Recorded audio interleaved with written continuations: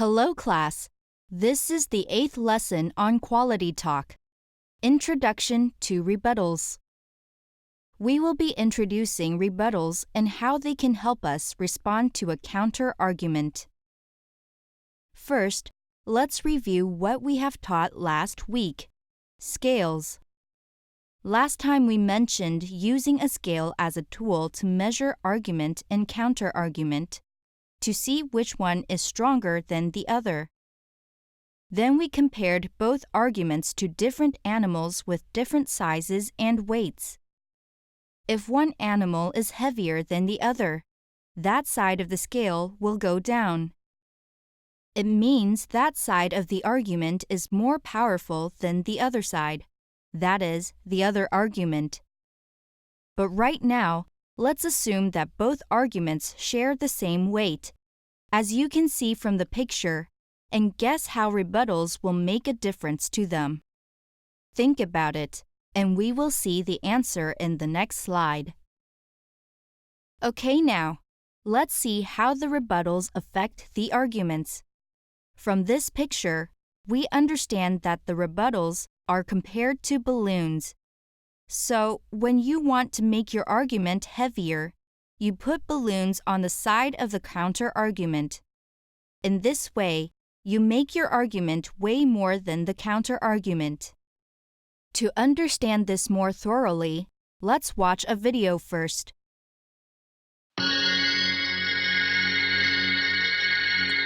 Remember last time? We talked about comparing arguments and counter-arguments to animals. When the counter-argument is stronger than the argument, that side of the scale will go down. Here, you see that the dog is stronger than the koala bear. Today we will talk about rebuttals. A rebuttal is like a balloon. It works against the counter-argument. It lightens that side of the scale. It makes the argument stronger. See how the koala bear is now stronger? As you can see, a rebuttal adds support for the argument, because, even though the dog is heavier than the koala, the weight of the dog is lightened by the balloon. Now the argument is stronger than the counter-argument.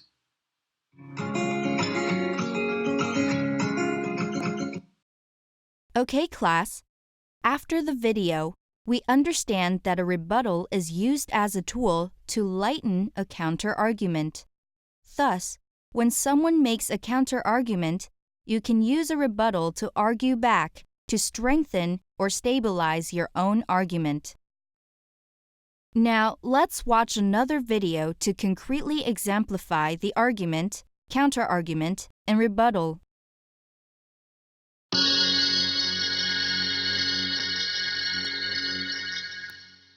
Hello everybody, do you remember what a counter-argument is? When you make an argument about a topic, it is important to talk about how different people might not agree with your argument. This is called a counter-argument. Talking about different arguments and counter-arguments is an important part of quality talk discussions. Let's practice by discussing whether kids should have PE every day. Chloe? I think kids shouldn't have PE every day. My reason is because if they did, they would not have time for other classes that they liked.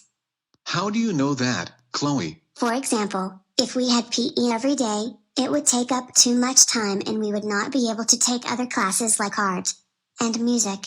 What do you think, Carlos? Well, I think kids should have PE every day because it helps keep them fit. Health experts recommend that kids get 60 minutes of exercise every day. I disagree, Carlos.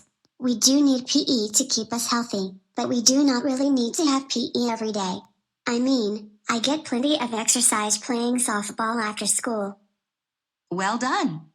That was an excellent discussion. In a discussion, one of the best things you can do is to think about how others might disagree with you before they say it. Then you can respond to them in advance. I would like to give it a try. Go ahead, Audrey. I think kids should have PE every day because it keeps us healthy. And experts, like doctors, have told us that it is important for our health. But people may argue that we do not need PE every day because students usually get enough exercise outside of school. For example, Chloe plays softball after school every day. However, let's be honest. Most of my friends just lie on the couch and watch TV or play video games after school. We need to make sure these kids have enough exercise every day. Great job, everyone. Remember that you should try to think about how others might disagree with you and respond to them. Can you think of a counter-argument and figure out a way to respond to it? Okay, guys.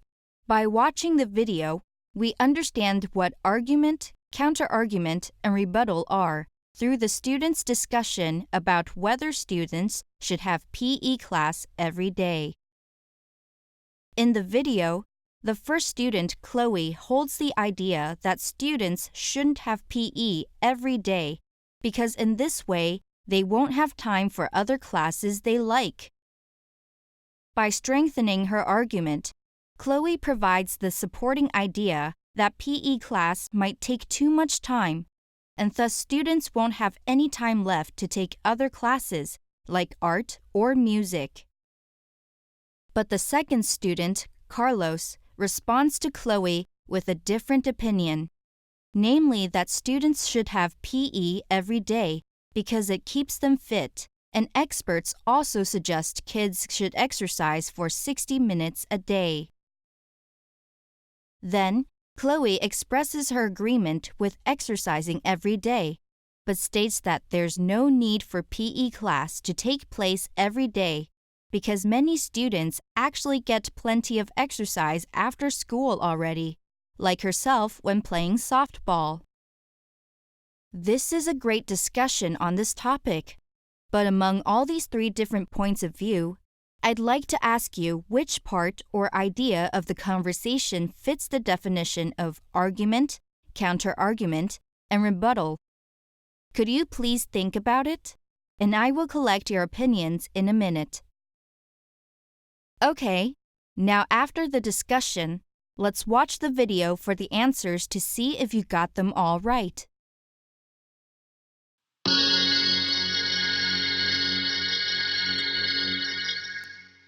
Let's look at the conversation again and see if you can identify the argument, counter-arguments, and rebuttals. I think kids shouldn't have PE every day. My reason is because if they did, they would not have time for other classes that they liked. Chloe has given us a claim and a reason. How do you know that, Chloe? For example, if we had PE every day, it would take up too much time, and we would not be able to take other classes, like art and music. This is the evidence to support Chloe's reason. What do you think, Carlos? Well, I think kids should have PE every day because it helps keep them fit. Health experts recommend that kids get 60 minutes of exercise every day. Carlos has countered Chloe's argument. He has given us a counter-argument with a claim, a reason and evidence. I disagree, Carlos. We do need PE to keep us healthy, but we do not really need to have PE every day. I mean, I get plenty of exercise playing softball after school. This is a rebuttal against Carlos's counter-argument.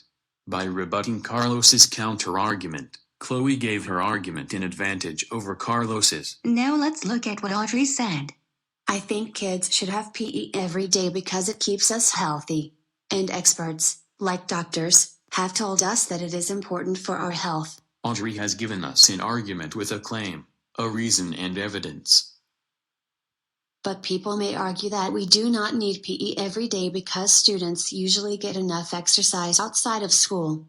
For example, Chloe plays softball after school every day. This is a counter-argument about how people might disagree. However, let's be honest. Most of my friends just lie on the couch and watch TV or play video games after school. We need to make sure these kids have enough exercise every day. Audrey then gave this rebuttal against the counter-argument. Audrey just had a fantastic elaborated explanation. In her response, she included an argument with a claim, reason, and evidence. She also thought about a possible counter-argument, and then she included a rebuttal for that counter-argument. Yay! Okay now, after the video, we know all the answers. Let's talk about them one by one. First, during Chloe's initial answer, she makes her claim and provides a reason by saying that students shouldn't have PE every day because in this way, they won't have time for other classes. Then, to make her argument stronger, she offers the evidence that PE class might take too much time, thus preventing students from taking other classes like art or music. Then, Carlos's response to Chloe that students should have PE every day because it keeps them fit, and experts also suggest that, is the counter-argument. By expressing his idea, he provides a claim, reason, and also evidence. Finally, Chloe argues back by saying that it's indeed good to exercise for staying healthy, but students don't need it every day because many of them actually get plenty of it after school already, like herself when playing softball. This is the rebuttal part. By rebutting the counter-argument, Chloe gives her argument an advantage. Now, let's have a look at each step of the process in order to make your argument stronger. First, think carefully about your argument. Then ask yourself, how might someone make a counter-argument to my argument? Finally, plan a rebuttal to the counter-argument. Now, practice this on your own by thinking ahead to increase the weight of your argument. You can use Audrey's example as the model to practice this skill. Audrey's argument is that students should have PE every day because it keeps them healthy, and experts also suggest that. Then her counter-argument is that many people might not agree with this because students usually get enough exercise outside school. Finally, she gives her rebuttal by saying that many students are just like couch potatoes and we do need to make sure they get enough exercise. Therefore, we can see more clearly, based on this example, how Audrey plans her argument, counter-argument, and rebuttal. She first claims that students should have PE every day by giving the reason that it keeps students healthy, and the evidence supported by experts. She also thinks about how others might oppose her idea with the counterclaim that students may not need PE every day, since they usually get enough exercise outside school, with Chloe's example used as evidence for that. After this, she provides a rebuttal. Now let's try this in groups. You can have a discussion with your group members about what we just learned and then practice it together. You can use the example shown in the video and try to role play. Think about how Chloe and Carlos discuss whether students should have PE every day. By working with your group members, you can explore the topic and challenge each other. So now you probably have already discussed with your members by exploring the topic and challenging each other. Remember, the tip to evaluate the counter-argument is to ask, is the reason relevant to the claim, and is the evidence closely connected to the reason? Also, to further examine the counter-argument, ask yourself if the evidence comes from a source that is reliable and trustworthy. Now we have learned about how to plan a strong argument by thinking about the counter-argument and rebuttal ahead. To put this skill into practice, let's watch another video to see more applications of argument and counter-argument.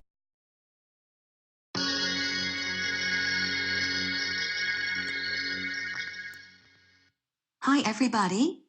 Remember we just talked about considering arguments, counter-arguments and rebuttals in quality talk discussions. That was exciting, right? In this video, Naomi will give an argument and Tyler is going to offer a counter-argument. At the end of the video, I am going to ask you to help Naomi come up with a rebuttal to Tyler's counter-argument. Be sure to listen carefully, so you can help Naomi. Naomi, please begin. I think being honest is always important, because being honest will help you make more friends. People like to be friends with people who always tell the truth. What do you think, Tyler? Well, I disagree. People may argue that it is sometimes important to not be honest, because sometimes telling the truth can hurt people's feelings. Once I told my friend that I didn't like his haircut and he got mad at me. Fantastic. After hearing Naomi's argument and Tyler's counter-argument, can you think of a rebuttal for Naomi to respond to Tyler's counter-argument?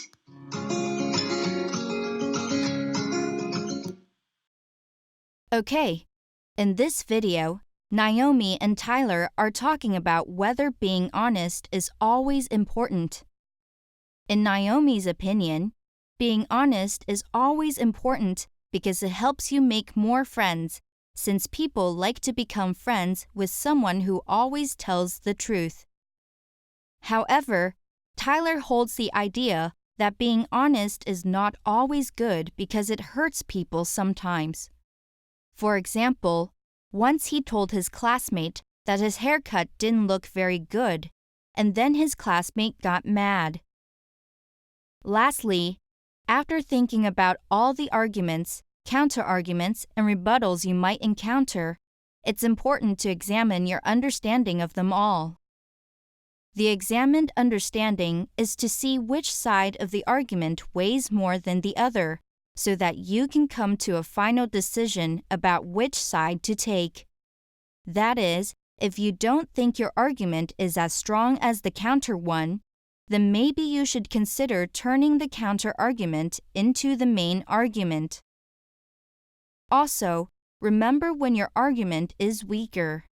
You can always make your argument stronger with the help of rebuttals.